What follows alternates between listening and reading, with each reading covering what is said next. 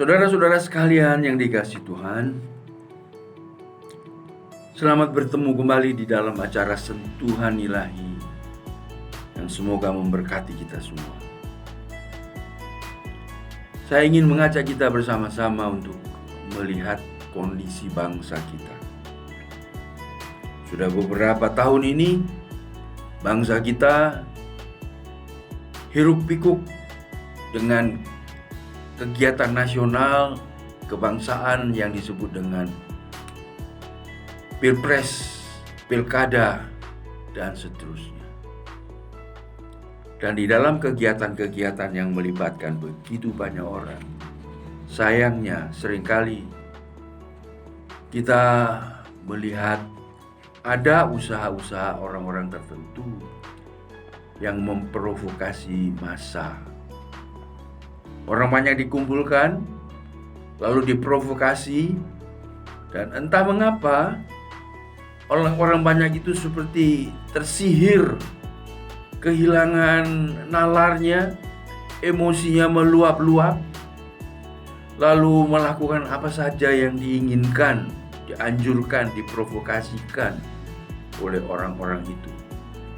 Kita sedih melihat hal ini, karena itu menunjukkan rendahnya tingkat pengendalian diri bangsa Indonesia. Dulu saya sering belajar membaca dalam buku-buku civic, sejarah kebangsaan, yang mengatakan bahwa bangsa Indonesia itu terkenal sopan santun.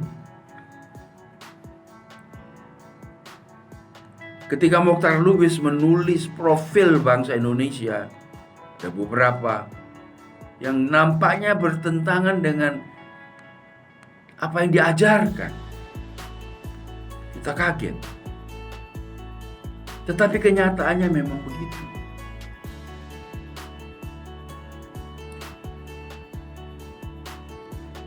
Sebagai orang beriman, kami percaya bahwa akar permasalahan dari sikap yang intoleran ada di dalam hati manusia, bukan di dalam pikiran manusia.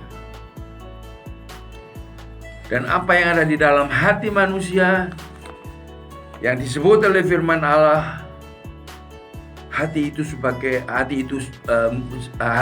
penipu adanya. Maka yang ada di dalam hati manusia adalah dosa. Alkitab menunjukkan bahwa Kain, anak dari Adam dan Hawa, generasi yang kedua, membunuh Habil, adiknya sendiri. Alasannya, Kain iri hati terhadap adiknya.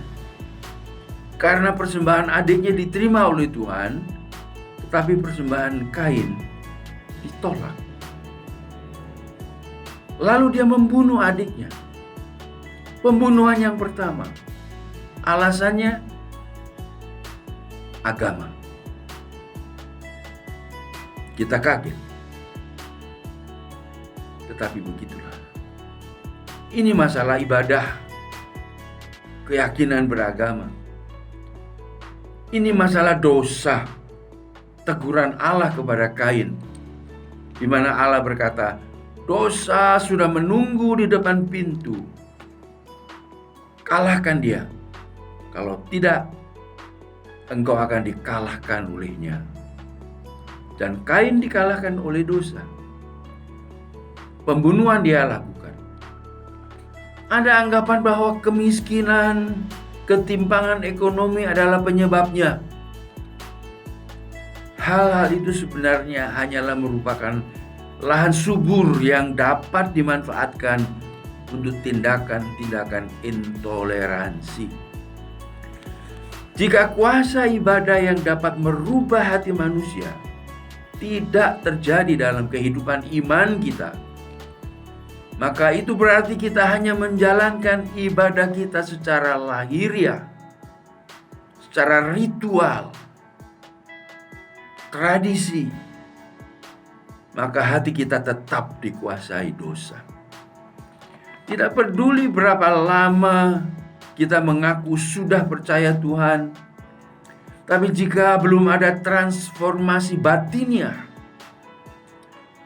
atau yang disebut dengan kelahiran baru, berarti kita hanya memiliki keberagaman di kulitnya saja, kulit luar kekristenan.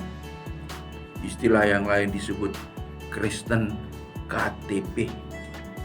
Kita bisa larut dengan mudahnya dalam tindakan dan perilaku yang salah. Jika manusia memiliki keyakinan agama yang benar, dia mempunyai pegangan hidup yang sehat dan seimbang. Di antara hatinya dan pikirannya akan saling mengecek. Dia akan menghormati dan menghargai sesama. Maka dalam kemiskinan pun kita tetap dapat toleran terhadap sesama. Dalam firman Tuhan kita diajarkan untuk toleran. Misalnya ajaran Tuhan Yesus, kasihilah sesamamu seperti engkau mengasihi dirimu sendiri. Dan yang lain, apa yang engkau ingin orang perbuat kepadamu, perbuatlah kepadanya. Ada lagi ajaran-ajaran Tuhan Yesus yang menjadi landasan toleransi. Misalnya, kalau engkau ditampar pipimu yang kiri, berikanlah yang kanan. Ditampar yang kanan, berikanlah yang kiri. Kalau orang memerintahkan engkau berjalan 1 mil, berjalanlah 2 mil. Ada lagi ajaran yang diajarkan kepada kita dalam doa Bapa kami. Bagian dari doa Bapa kami mengatakan, ampunilah mereka yang bersalah kepada kami, seperti kami pun mengampuni orang yang bersalah kepada kami. Karena itu sama sekali tidak cocok bagi iman Kristiani apabila misalnya kita diajak untuk rame-rame berseru, haleluya, bunuh orang itu. Tidak cocok. Ini ajakan yang menyesatkan, karena tidak membawa kita lebih dekat kepada Tuhan, tetapi membuat kita semakin membenci, garang, kejam kepada sesama, dan lebih dekat kepada iblis.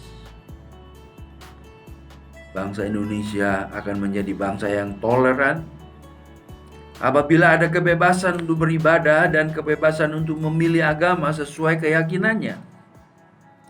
Setiap agama melalui para pemimpinnya akan berlomba-lomba berbuat baik kepada sesama.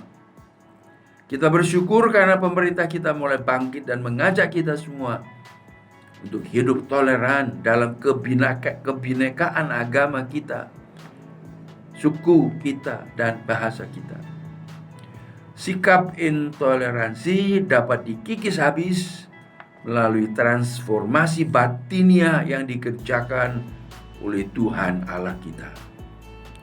Jika hati kita dipenuhi dan dikuasai oleh kasih Allah, pasti sikap kita kepada manusia sesama akan toleran. Kiranya sikap intoleransi yang kita masih saksikan di bangsa kita akan secepatnya dapat dikikis habis pada waktu Tuhan merubah batin kita. Hati yang tadi penuh dengan kebencian, kemarahan, ingin membunuh, diganti, diubah, diisi dengan kasih Allah. Kasih Allah yang mau berkorban, kasih Allah yang mau merendahkan diri, kasih Allah yang mau mengampuni. Tuhan memberkati saudara.